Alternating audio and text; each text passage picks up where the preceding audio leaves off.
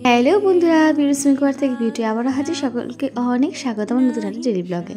আশা করি প্রত্যেকে খুব ভালো আছে। তোমাদের ভালোবাসার শুভকামনায় আমি আমার পরিবার সহ প্রত্যেকেই খুব ভালো আছি।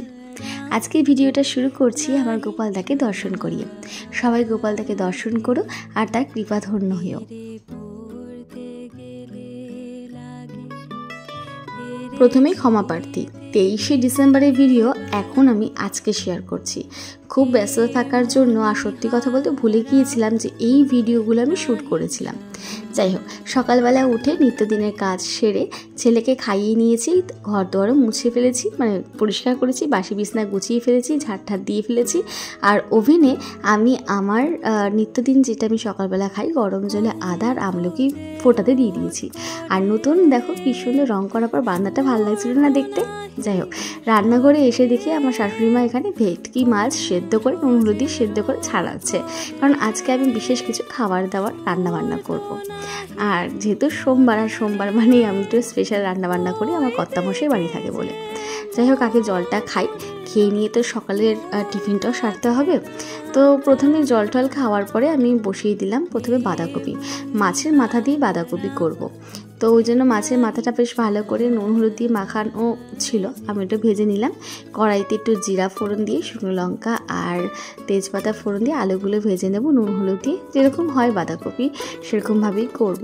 সত্যি কথা বলতে আমার শাশুড়ি মা, আমার মা আর কি, আমার মাও যখন এই বাড়িতে থাকেন বা ওই বাড়িতেও, আমার মা, আমার শাশুড়ি মা বাঁধাকপি খেতে খুব ভালোবাসে।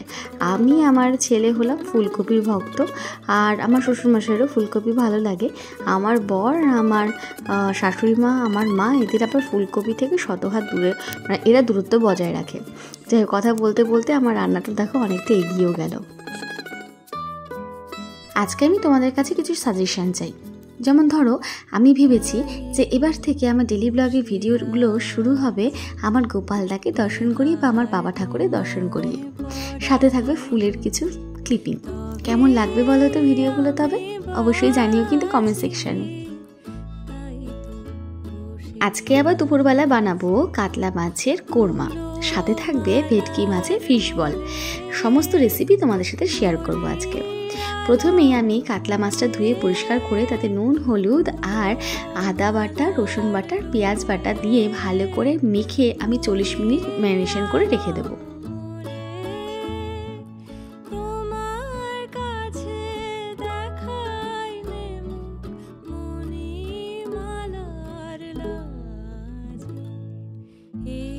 তোমাদের সাথে কথা বলতে বলতে আমার বাঁধাকপি একদম তৈরি হয়ে গিয়েছে মাছের মাথা দিয়ে।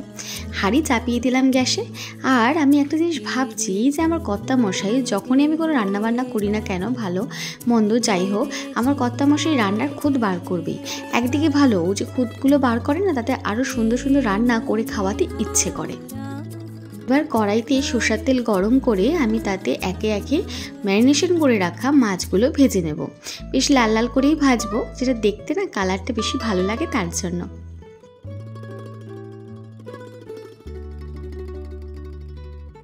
দেখো অবস্থা আমার বরের, যাতে আমি ওকে ভিডিওতে ঠিকঠাকভাবে না দেখাতে পারি, যেন মুখ চোখ ঢেকে ফেলছে, ভাবা যায়। যাই হোক, একটু জয়নগরে মোয়া খেয়ে ফেলি। সকাল দিয়ে সেভাবে কিছু খাওয়া দাওয়া হয়নি আমার। আমি একটু জয়নগরে মোয়া খাই আর তোমাদের সাথে গল্প করতে থাকি। তবে সত্যি কথা বলতে জয়নগরে মোয়া আমার খুব একটা ভালো লাগে না, কোনো কালেই না। এই তো মাছ ভাজা হয়ে গিয়েছে। এবার কড়াইতে তেল দিয়ে আমি ভেজে নেব পেঁয়াজ, নুন হলুদ দিয়ে ভালো করে বেরেস্তার মতো। আর এই পেঁয়াজ ভাজাটাই আমি তারপরে পেস্ট করব মিক্সিতে। সাথে দিয়ে নেব অনেকক্ষণ ধরে ভিজিয়ে রাখা কাজু, কিশমিশ আর চীনাবাদাম, যেটা বেশ অনেকক্ষণ আমি ভিজিয়ে রেখেছিলাম। এবার সেগুলোকে ভালো করে পেস্ট করে নেব।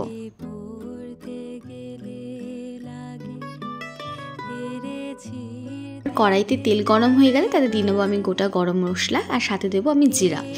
ভালো করে নাড়াচাড়া করে ফ্লেভারটা যখন আসবে, তারপরে আমি বাটাটা দিয়ে নেবো, যে বাটাটা আমি পেস্টটা আমি তৈরি করলাম।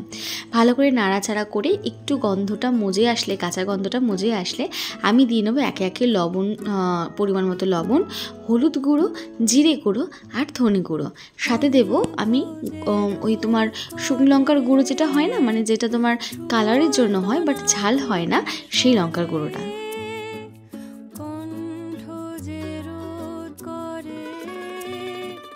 তারপরে এর মধ্যে দিয়ে দেবো আদা, পেঁয়াজ আর রসুন বাটাটাও।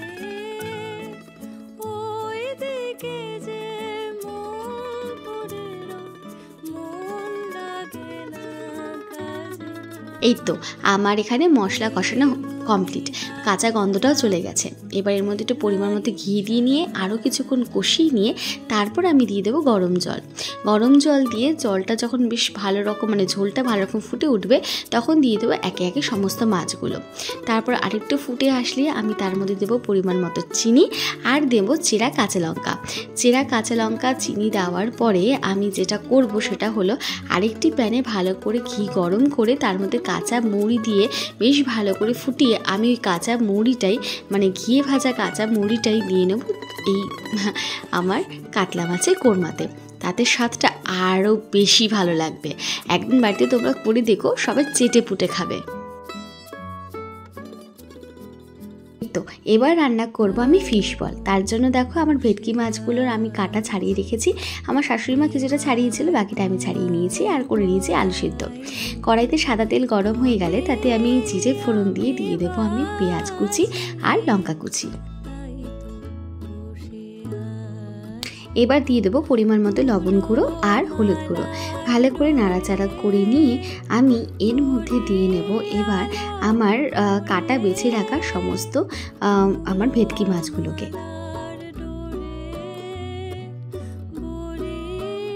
এবার ভালো করে পেঁয়াজ কুচি আর লঙ্কা কুচির সাথে মাছগুলোকে নাড়াচাড়া করে কষিয়ে নেব। তারপর আমি পরিমাণ মতো জিরের গুঁড়ো, ধনের গুঁড়ো আর সামান্য একটু গোলমরিচের গুঁড়ো দিয়ে আরও কিছুক্ষণ কষিয়ে নেব। তারপর ওর মধ্যে দিয়ে দেবো আদা বাটা, পেঁয়াজ বাটা আর রসুন বাটা। আবারও কিছুক্ষণ ভালো করে কষিয়ে নিয়ে আমি সেদ্ধ করা আলুগুলো দিয়ে নেব, যাতে আমার যে বাইন্ডিংটা খুব শক্তপোক্ত হয় আর কি। তার মধ্যে একটু দিয়ে দিলাম কাশ্মীরি লঙ্কার গুঁড়ো, যাতে ঝালটা হবে না কিন্তু কালারটা খুব সুন্দর আসবে। ভালো করে কষিয়ে নিয়ে দেখো আমার কষানো হয়ে গেছে। এখানে আমি একটু পরিমাণ মতো চিনিও দিয়ে নিয়েছিলাম। ভালো করে কষিয়ে নিয়ে ঠান্ডা হয়ে গেলে আমি এবার কর্নফ্লাওয়ারের সাথে এই বাইন্ডিংটা আরও ভালো করে মেখে নেব, যাতে আমার ফিশ বলগুলো খুব সুন্দর আকারে গোল গোল করে আমি করে নিতে পারি। দেখো যেভাবে হাতের সাহায্যে করছি তোমরা এইভাবেই করে নিতে পারো। তারপর আমি একটা বাটিতে দুটো ডিম নিয়েছি, তার মধ্যে লঙ্কার গুঁড়ো, হলুদ গুঁড়ো আর একটুখানি আমি দিয়ে নিয়েছিলাম গোলমরিচের গুঁড়ো। ভালো করে ফেটিয়ে নিয়েছি আমি ডিমটাকে। তারপর আমার সমস্ত করে রাখা ফিশ বলগুলোকে মানে গোল গোল করে রাখা মানে বাইন্ডিংটাকে আমি ডিমের মধ্যে কোট করে তারপরে আমি দিয়ে নেব ব্রেড ক্রাম্বসের মধ্যে। ভালো করে ব্রেড ক্রাম্বসেও কোট করে নিয়ে আমি এগুলো গরম ছাকা সাদা তেলে ভেজে নেব।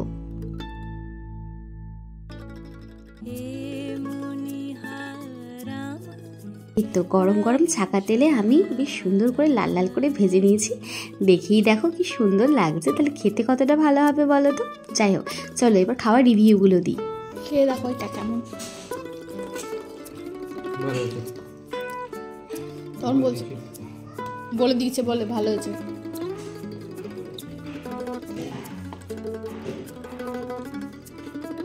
বাবা মাছটা কেমন হয়েছিল? ফিশ বল তুই খাসনি? গোল গোল যেটা, এই যে এরকম যেটা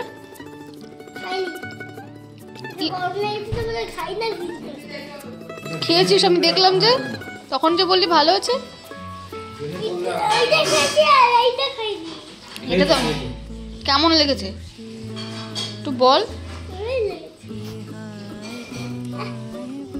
একদম দারুণ হয়েছে, দারুণ। মদটা বলবি?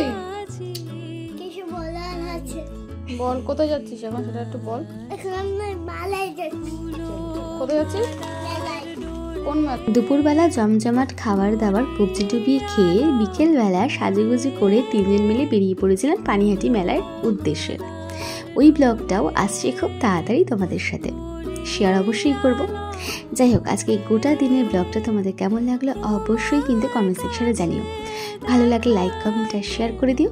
ইউটিউব থেকে যারা দেখছো তারা প্লিজ সাবস্ক্রাইব করো, আর ফেসবুক থেকে যারা দেখছো তারা প্লিজ ফলো করে দিও। চলো আজকের মতো টাটা, বাই।